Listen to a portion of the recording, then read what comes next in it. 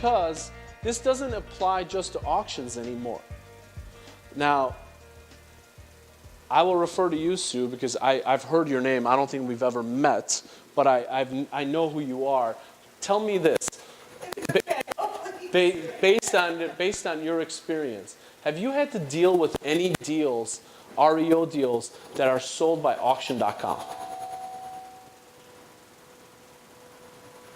I'm trying to think. It's been a while. It was probably back right when things were kind of starting to go south.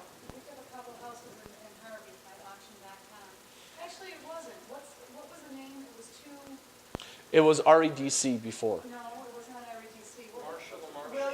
Williams and Williams. So no, I have not bought it auction.com. Those other companies like Rick Levin, Marshall & Marshall, and the other one that you just, Hudson and Marshall, they're not in this practice just yet. But auction.com has started being very wise in what they advise their clients. You got to really read their fine print when they're selling their REOs now on their website, because it says whether the property's vacant or occupied. If it's an occupied deal, if the property is still occupied by the previous owner, the banks are washing their hands of it, even if it's an REO deal.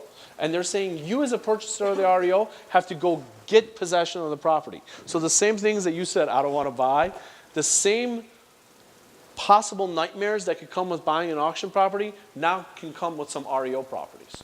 By the way, for county, because I still have,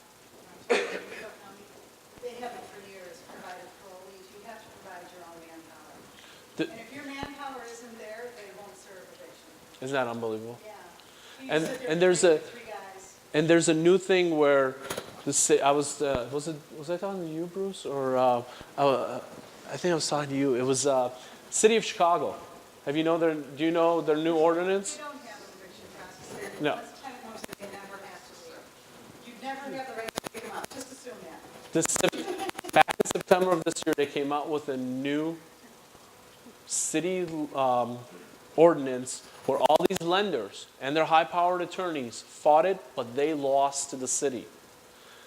As of September, if you buy a property, I think it's auction only, or if it's an REO that comes with no possession, with you picking up the possession, if they wash their hands of it. In the city of Chicago, you have to pay a cash for keys deal to any bona fide tenant. The word is bona fide, you got to be careful. Is you have to give them a minimum $10,600. Imagine if you buy a 4-flat, you're into it for $42,000 from day one. Here's a real I still have two properties. One's at 5724 South Main, Inglewood, and the other one's at Glenmore. Here's another interesting law in Chicago. They have the drug amnesty program. If you're own a property and your tenants get caught using drugs, the charges will go against you because they're saying you're propagating that type of behavior. And to some extent, I can see why it happened that way, because most landlords were just looking the other way. Other municipalities are starting to take that same law in effect. But as a homeowner, I can go to the police station anonymously and say, I have some tenants in here. I know they're doing drugs. I'm afraid for my safety. I'm afraid for this, blah, blah, blah, blah, blah. And that is actually against the law for them to be conducting themselves in that manner. I hate to say this, but there's not one of my tenants in the Inglewood area that isn't conducting some type of drug activity in some way. Yeah. And there you go. Just let them in and they can go in the place and arrest whoever they need to arrest. Back to the auction process. So you have to, yes. I just want to tell you one thing. They just changed something in the county. We just did an eviction about a week ago. Okay. And the new thing is now they don't remove this stuff anymore. You don't have guys out there anymore. The deal is the sheriff gives you possession, you bring somebody there, you change the locks. Those people have like you to contact you to determine when they can come get this stuff. Interesting. I did not know that. Better idea because you're not putting stuff on front lawn. That and also that speeds up the process. We did a very smart thing. We spent some extra money. We rented them some storage lots. We said, we'll move it for you. There you go. Pack it, we'll move it, we put it in there, hand them the keys, pay for it. Perfect. Done. Just be careful of the liability of that, because they could come back and say you broke my stuff or this or that. Yes? Is there a redemption period when you buy it off? No. State of Illinois, because it's a judicial state, the redemption rights end the midnight before the sale. Okay? So there is no redemption period. Does not mean that people can drag it out, get an attorney, and file BS motions and drag stuff out. Okay? Essentially, what a lot of these people do is they drag out the possession, but they really don't fight the foreclosure itself. So you're will legally are the owner when you get the deed, and you will sometime get the deed, but the possession is what a lot of these people play out. So eviction comes, you get the possession, and that's when you start your rehab. Going back a little bit, when I say my clients, this is what I mean. I just want to be clear. Back until 3 years ago, I used to buy properties for myself and all the investment funds that I represented. Market turned, line of credits got shut down, everything went to the pooper, and I'm just sitting here going, okay, I've been doing this since I was 17. I don't know what else to do with my life. What do I do? So I came up with the idea of, okay, my experience has got to be worth something. So Peter, who's sitting in the front row, and we decided to start a company called InBid, and we have another company called Cherry Picker, which are tied into, I don't know how many of you know about a company called ILFLS, Illinois Foreclosure Listing Services. Okay. ILFLS is a company that provides raw data for upcoming foreclosures and auctions and bank REOs and all that stuff. Okay. Well, Peter had started ILFLS with a different partner of his about 10 years ago. I had known him by running into each other at courthouses and stuff, and we had helped each other grow our businesses. So about 3 years ago, we put our brains together, and I basically decided that we're going to take ILFLS, the data providing firm, and blow it out and give it, all the stuff that an investor needs. So we started InBid and we started Cherry Picker, and it was a very tough decision for me personally to make. I literally had to haggle over for about 6 months mentally, and I told him about this because I was faced with the fact of I'm starting a service providing company that provides a bidding service, which at that time was unheard of, to represent investors at the auctions, where I would provide, this is what our companies do. We provide you with the data, we provide you with the opening bids, the continuations, the cancellations. We also research all the files for you. We research the taxes, the case file, the abstract of title, the mortgage position. We make sure that you're buying a first mortgage, not a second mortgage. So I basically protect all my clients and act like their money is my money, and I charge all my clients a transactional fee. At first, it was an unheard idea, because everyone's like, why do I need you, Barton? I'll go down to the sales myself. Okay, go for it. I used to do it myself. Well, as time went on and they saw the technology that we have to provide, how much it helps them organize themselves, and they don't have to be at the auctions, it really took off. And it has really immensely took off. But the problem that I had, where I had to mentally work it out, is I'm providing a service for all my clients, but I'm not going to buy properties anymore for myself. Because I think it would be extremely unethical for me to compete against all my clients, because at the end of the day, I have all the data. If I could have a competitive edge over any of my clients if I really wanted to. So we provide a bidding service, and since we started doing this, there's other companies now that have popped up that are competing with us, which is fine, it's capitalism. But that's about it. What else can I tell you guys about how the auction process works? It's all cash.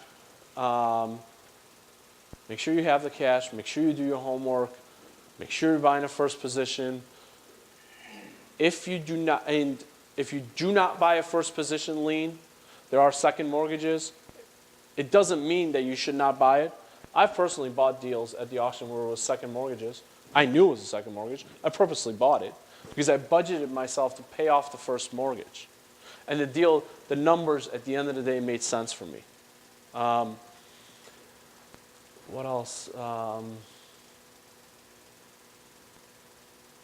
You know what? I'm going to open it up to questions, and I'll take about 5-10 minutes of questions, and after that, I'm going to have one of the companies that I've just started working with not too long ago. Their company name is Hilco.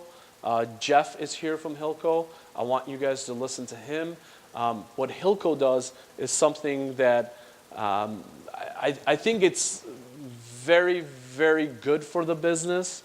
They provide financing for REOs, short sales, and auction deals. It's really, really unheard of for someone to provide financing, especially for auctions, because there's a lot of what ifs, there's a lot of liabilities that could come by that a lender will not be protected. Of course, at the end of the day, you're never in that space are going to find somebody that lends money at 4 or 5% like conventional people do. There are, I'll just call them loan sharks, people that will lend you money, but they want to become 50% partner with you, and or they'll charge you 24, 30% interest. The reason I decided to provide all our clients with Hilco was because they're not at 24 or 30% and they're not at 5%. They're in the middle. They know what they're doing. They're the nation's biggest private lender. They really have their shit together. They know what they're doing. So it's opened up a lot of avenues for people like yourself that are sitting in the crowd to be able to buy more deals that you were not able to do in the first place. And it's helped my business and it's helped their business. So I'll have Jeff come up after I answer some of your questions. Yes, ma'am. If they have not finished foreclosing, how can they sell property in the sheriff's sale? What do you mean they have not finished foreclosing? The deal that it went to foreclosure, but the bank didn't have their papers together, so the judge dismissed it. Hadn't heard anything from it for over a year. It showed up on the sheriff's sale. Someone bought it at the sheriff's sale for dirt cheap, but they haven't foreclosed. I would, in that scenario, I would go to the clerk's office and I would open up that chancery file and I would see if there was any, from the time that you're saying it was dismissed, there has to be some sort of court action that has happened. Look into it. Call the bank's attorney and just say, you know, I've looked in the case file. There's nothing there. What gave you the legal right to take this thing to auction? Okay? They have to give you something. They can't just, you know, this is not the Wild Wild West. They can't just do stuff like that. I'll do this side in the back. The question is, already buying at the sheriff's sale? Okay? In, say, Page, Kane, Henry, and Corporate send somebody as Kane for us to go to the office. Is there a separate pricing structure you guys have for, like last year we bought 76 properties between 4 counties, and is there a separate structure that you have that you're willing to work with? Absolutely.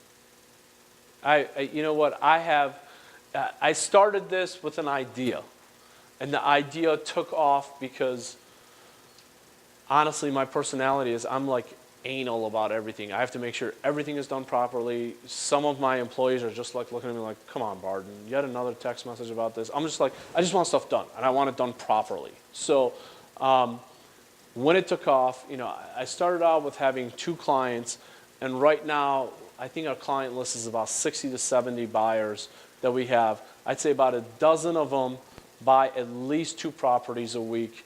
We're buying about 50 to 60% of all foreclosure auction purchases right now in the Chicagoland area. I will gladly do any kind of custom package as far as fees go for you, because at the end of the day, the way I see it is this. I put myself in your shoes, and I know that at the end of the day, you really, if you really wanted to, you could do this yourself.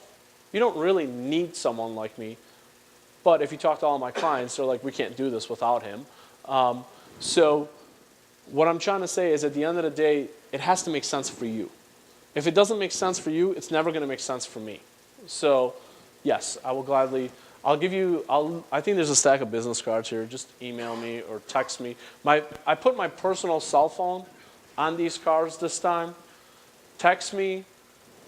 If you call me, I don't necessarily answer the call because honestly, it's funny is every morning it starts between 6 a.m. and about noon. I will literally get between 300 to 400 text messages, just text messages, and I answer them all. So best way to get a hold of me is just to text me and I'll get back to you or email me. Jeff is funny. Jeff, for 6 months, tried to get in touch with me, and I honestly, and this is, everybody has their good traits and their bad traits.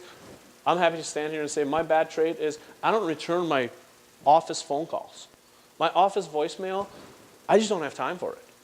So this man was trying to get a hold of me for 6 months. He finally got a hold of one of my clients who texted me and said, Jeff from Hilco is standing in front of me. Is it okay if I give him your personal cell phone? I'm like, yes, please do. I think I heard a voicemail from him like 5, 6 times in the past few months, and I don't have time to call him back. So that's how we got in touch with each other. So what I'm trying to say is email me, text me, and I'll get back to you. Yes, sir. My fee structure starts with, and I want to know also, in terms of, you provide information. What if you provide the wrong information? absolutely. If you're telling me it's the first mortgage, it's the second one. You're telling me there's no taxes outstanding in there are taxes. Go ahead. Let me start with the liabilities issues. If I tell you it's a second mortgage, if it's a first mortgage, it's a second mortgage, I'll cover it. Meaning what? I can get out of almost any sale right now because of all the attorneys I know and all the sales officers I know. Okay? You might not be able to do it because you haven't bought that many, but because of my experience and how long I've done it, I hate to say this, I hate to stand here and sound cocky about it, but I can get out of almost any sale I want. So I will get you out of the sale at my cost. What if I can't get you out of the sale? I'll buy you out your deal. I'll buy you out of what price you paid. Okay? I want to make sure all my clients are satisfied. And I'll tell you this, knock on wood, and you could, if you guys want, you can talk to any of my clients or any attorneys I deal with. I've bought over 4,000 houses, and I've never made a title mistake, ever. So when it comes to if there is something iffy about the title, in my system we have a box of research box. It says taxes okay, status okay of taxes, case file, da da da. And there's a green and red lights. If I'm not sure of something, or I think you might not be 100% covered, because I always treat it as my own deal, I will mark it do not bid. You get to see all my research.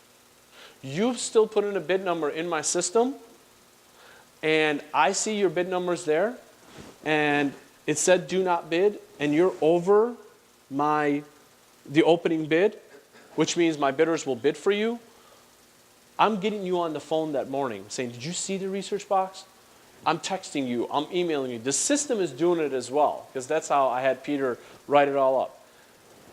Last foolproof thing. If I don't hear from you, some of my clients travel, and they travel internationally. If I don't hear from you, we will automatically not bid for you. It causes commotion sometimes because my clients will call me like, why don't you buy it? My bid number was over the open bid. Did you see my research box? I said it was a second mortgage. Oh, okay, then I guess we shouldn't have bid. No. If I make a mistake on taxes, it's on me. It'll either come out of my fees, or not only will I not charge you fees, but let's say the taxes was over my fees, I will give you that money. This is all in my agreement. With my client agreement, it's all stated in our agreement. Fees, my standard fees start at $3,000 a property and they go to $5,000 a property. Now, I don't think I've ever charged any of my clients what my standard fees on my contract goes. Because it's always, I get into a bidding war with somebody, and let's say I'm bidding on behalf of Tom, and his max bid is $100,000, okay? And let's say his fee is $4,000, for example. I'm in the auction, and I hit 101, 102. Let's say I buy for him for 103. Great, here's your receipt, pay the balance, we paid your deposit for you, you owe me $1,000 as a fee. I always use my fees to bid for my clients. And there's times where I've made no money on deals. And all my bidders know this. All my bidders that are in every county bidding for me, they will go up to the absolute max, including our fees, because our system, as my bidders are bidding on behalf of Tom, it'll flash to them what the allowance is for him.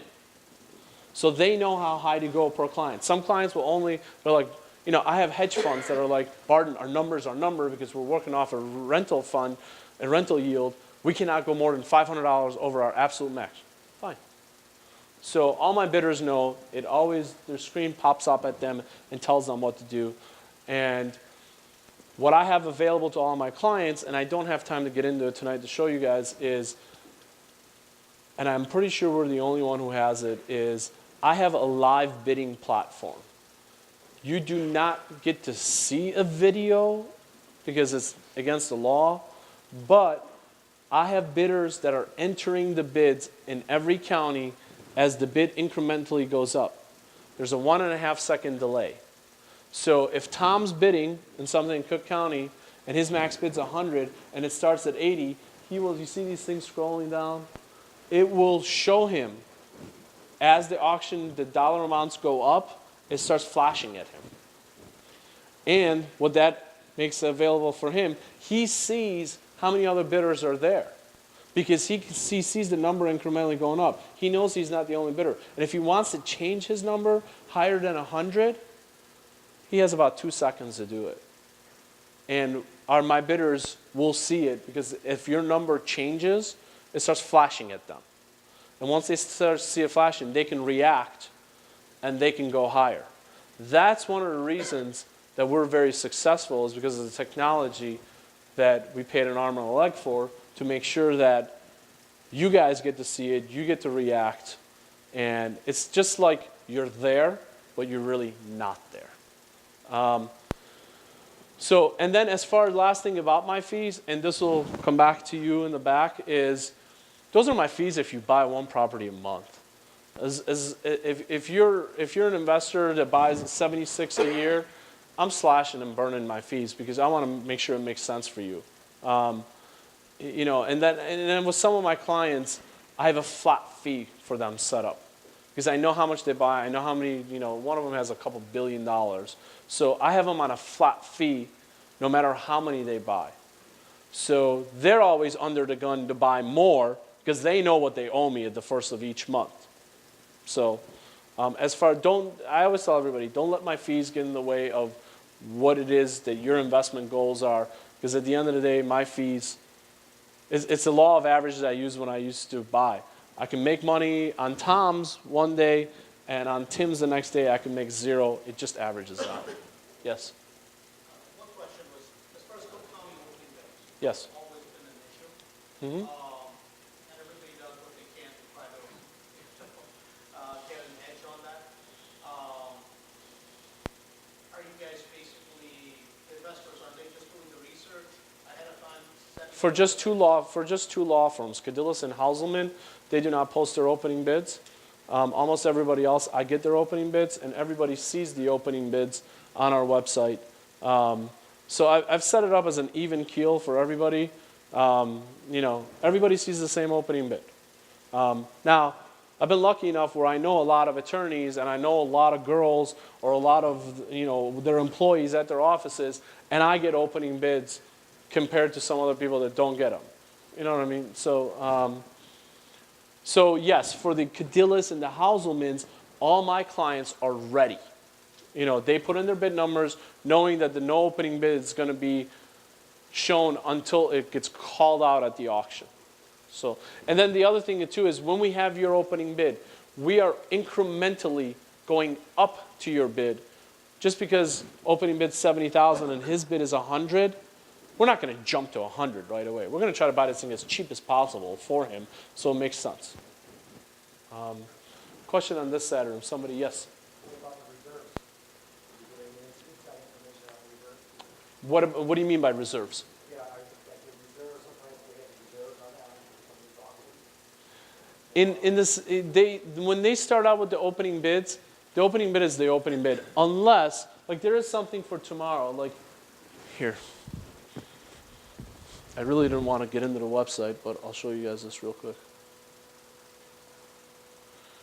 You see this right here? Is the mouse there? Okay. This property, 1960 Sel Martin in Aurora, is going to the Kane County auction tomorrow. The mortgage was $94,500. The balance due is $105. So you would think they're going to open up at $108, $110, whatever. They are literally opening up the auction at $100. But look at the girls in my office, look at their notes. All my clients know this. The bank will bid up to $83,388. So are you going to, I mean, if $83,000 is too high for you, are you going to waste your time researching this thing, driving by it, and da-da-da-da? If you are, God bless you. But I'm telling you this, the bank will go up to $83,000 tomorrow morning. So why waste your time? This is what a lot of my clients like, is because they get all the opening bids, and it helps them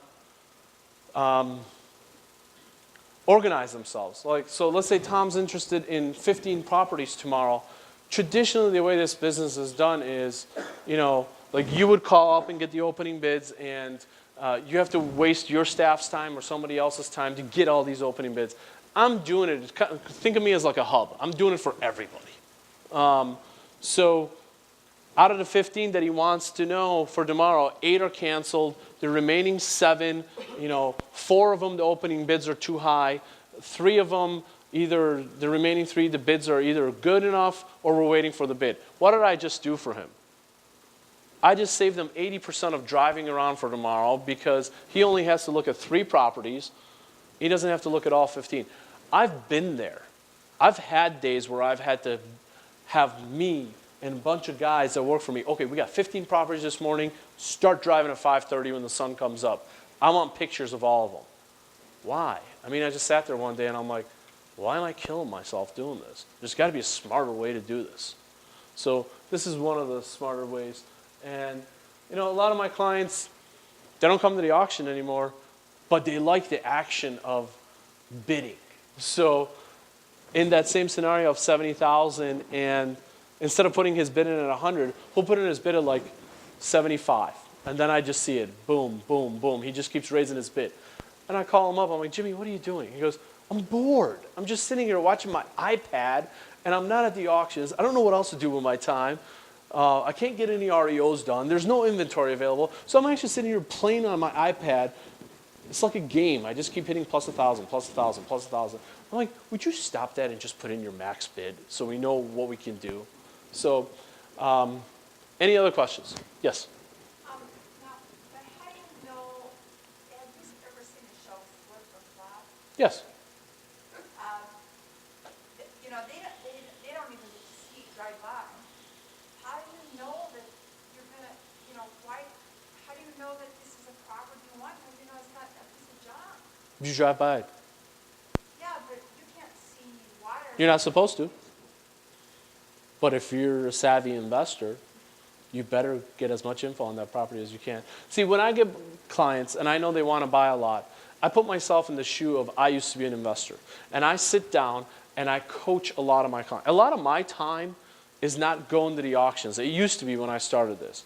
Now I have all my employees go to the auctions, and I, just like my clients, when the auction's going on for 10, 15 minutes at a time, I watch my iPad. Other than that, my time is dealt with dealing with my clients and helping them out. So I coach all my clients. I tell them, drive by the property in the morning, walk up to the property, you know, see if the meters are running. If the meters are running, most likely someone's there. If the meters are not running, I'm like a classic example. I don't care what's going on that property. I'll knock on anyone's door, whether it's Englewood or whether it's McHenry. I don't care. I'll knock on anyone's property, and I'll just put a smile on my face. I'll be like, good morning. My name is blah, blah, blah, blah. I know your property's going to auction today. I just want to let you know I might be able to help you. Might be able to help you. This is what it's going to take. If I buy the property at the auction today, I will help you with your relocation costs or whatever else I can help you with. But it requires you to let me walk through your house for 3 minutes. You'd be surprised how many people say, come on in. Because when you present yourself as a helpful person to whoever's going to foreclosure, think about it. They've had bill collectors call them. They have had all these nasty people send them letters, this and that, and you get all these solicitations from bankruptcy attorneys and that. Who's really went up to the door and knocked on the door and like a human being talked to them? Nobody. That's another reason I was super successful when I was buying for myself. I didn't care. I'll knock on anyone's door. Granted, after my kids were born, I was a little bit more careful what neighborhoods I would go in and just knock on anyone's door.